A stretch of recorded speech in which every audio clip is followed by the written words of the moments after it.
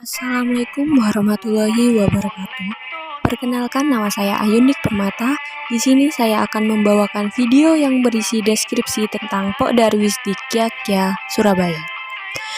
Nah, jika Semarang punya kawasan Johar sebagai pusat perdagangan tertua di kota tersebut, atau Bandung dengan beraganya yang kental dengan nuansa kolonial, maka Surabaya pun punya kawasan serupa, yaitu Kiakia Kembang Jepun.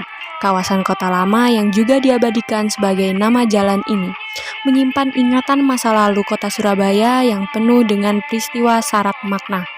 Nah, nama Jalan Kiakia sendiri merupakan nama baru pengganti Jalan Kembang Jepun.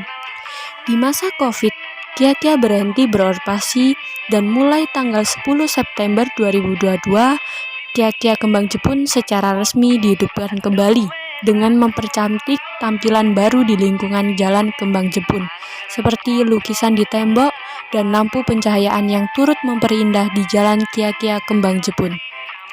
Kiakia Surabaya adalah tempat yang dulunya ramai sebagai pasar malam di kawasan pecinan kota Surabaya. Di sepanjang Jalan Kembang Jepun didirikan kios-kios yang menjual berbagai macam masakan, baik masakan Tionghoa, makanan khas Surabaya, maupun makanan lainnya. Di sini saya juga berkesempatan untuk mewawancarai anggota Pok Darwis Kiakia Kembang Jepun. Bapak, perkenalkan, saya Yundi Permata dari Pariwisata UNER. Di sini dengan Bapak siapa? Saya Michael, Pak Michael. Ya, Bapak. Saya ingin bertanya-tanya tentang Kiakia yang ada di Surabaya ini. Sejak kapan ya diadakan Kiakia di Surabaya ini? Untuk pembukanya kemarin tanggal 10 bulan kemarin ini. Ini barusan berarti ya, Pak. Lalu pengelolaan Kiakia di Surabaya ini termasuk pengelolaan individu atau yang kelompok atau terorganisasi? Jadi untuk pengelolaan Kiakia ini ada 3 pilar. Jadi pilar pertama itu dari tempat kita, wisata Kampung Pecinan, Kapitan Dalem.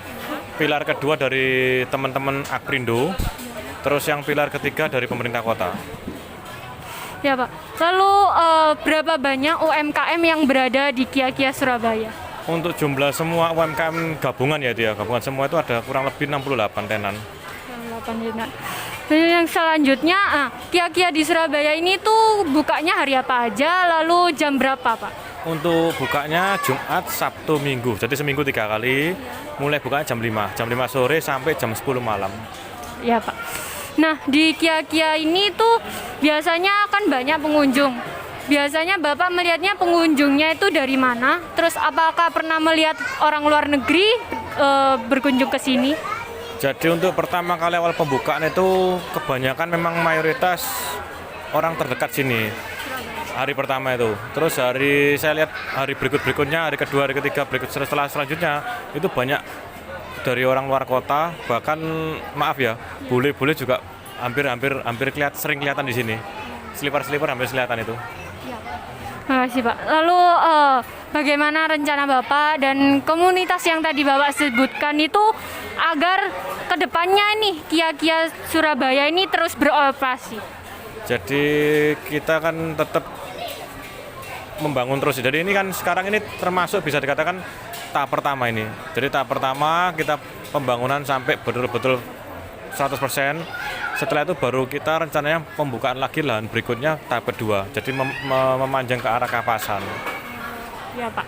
Nah, untuk kan ini kan di jalan raya, Pak. Pasti ada warga sekitarnya. Nah, bagaimana, apakah warga sekitar ini ikut turut serta untuk mengadakan ini atau tidak? Kalau untuk warga sekitar tentu dilibatkan. Jadi kalau yang untuk yang memiliki toko, rata-rata kan dia kan tokonya di sini tapi nggak tinggal di sini. Cuman yang kita libatkan itu yang warga yang kampung. Jadi yang masuk gang-gang kecil-kecil sepanjang Jalan Kembang Jepun itu kita libatkan. Jadi mereka yang memang anak-anak muda atau usia yang dewasa, yang agak tua, mereka yang nganggur, yang tidak ada pekerjaan, kita bantu, kita pekerjakan. Entah itu ada yang bantu dorong rombong, ada yang bantu untuk kebersihan, ada yang bantu untuk nata meja kursinya. Oh, berarti di sini Kiakia banyak sekali untuk membuka lapangan pekerjaan ya, Pak, di Surabaya. Lalu yang pertanyaan terakhir ini, Pak, dampak yang diberikan Kiakia untuk warga sekitar dan apa Surabaya lah lebih besarnya? Kalau untuk dampaknya besar sekali sih. Mereka UMKM itu sebelumnya kan kena pandemi, Iya. sempat kehabisan nafas juga, kehabisan modal, kehabisan. Sejak adanya Kia ini antusiasnya mereka tuh besar sekali. Jadi kayak yang contoh kemarin evaluasi kita yang minggu pertama, minggu kedua kita evaluasi, kita tanyai omsetnya mereka. Ternyata omsetnya mereka itu di luar yang dibayangkan. Jadi bisa sampai 2-3 kali yang mereka bayangkan. Mereka sangat senang sekali. Terus untuk warga sekitar juga mereka juga dapat pekerjaan juga. Terus untuk yang lain-lainnya juga dapat kayak yang keuntungan. Jadi yang kayak tukang becak. Iya. Biasanya dia becak 1 hari dapat berapa. Kita ada tur wisata keliling Jalan Karet, Kembang Jepun, itu kita libatkan mereka. Penghasilannya mereka juga luar biasa juga. 1 hari itu saya tanya itu tukang becaknya itu ngajak keliling wisatawan itu 1 orang itu bisa sampai 500-600 ribu 1 malamnya itu. Berarti yang Kia dengan berdirinya lagi kan ini sempat berhenti ya Pak.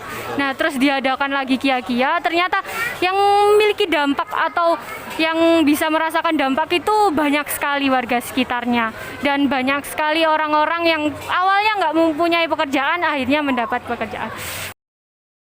Terima kasih ya Pak atas jawaban pertanyaannya. Terima kasih. Nah, itu tadi adalah video tentang Kia Surabaya. Terima kasih telah menonton dan wassalamualaikum warahmatullahi wabarakatuh.